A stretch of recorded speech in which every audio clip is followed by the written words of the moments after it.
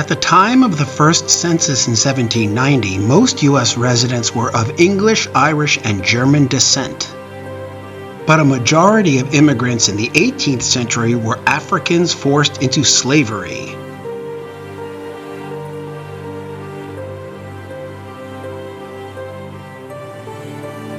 This number dropped steeply in 1808 after Congress banned the slave trade.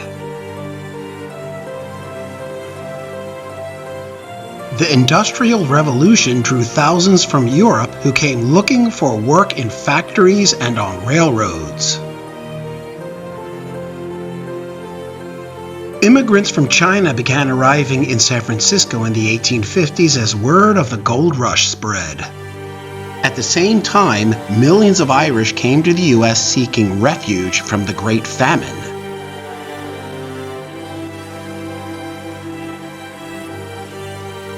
The introduction of steam-powered ships made the journey to the U.S. faster and cheaper for immigrants.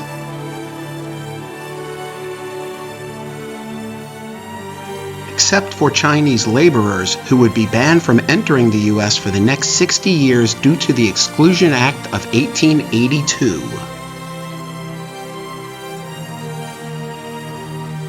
Immigration surged at the turn of the century, with many coming to the U.S. looking for an escape from violence abroad, including Jews fleeing pogroms in Russia, Mexicans displaced by the Revolution, and Armenians escaping genocide. After World War I, the U.S. instituted quotas to reduce the flow of immigrants. Immigration was slowed even further by the Depression and the start of World War II.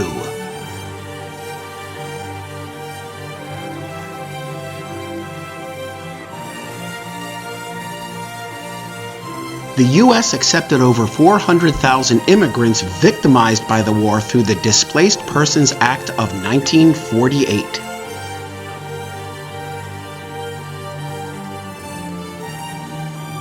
Lyndon Johnson removed the quota system in 1965. Asian immigration quadrupled in 5 years, with many escaping the war in Southeast Asia.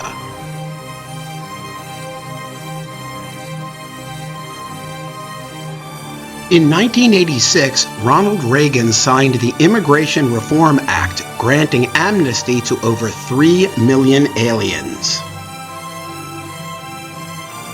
Immigration to the U.S. continued to rise through the 90s and 2000s, especially from Asia, Mexico, and the Caribbean. Today, more than 1 in 8 Americans are immigrants, and almost all are descendants of immigrants. Less than 2% of the U.S. population have Native American ancestors.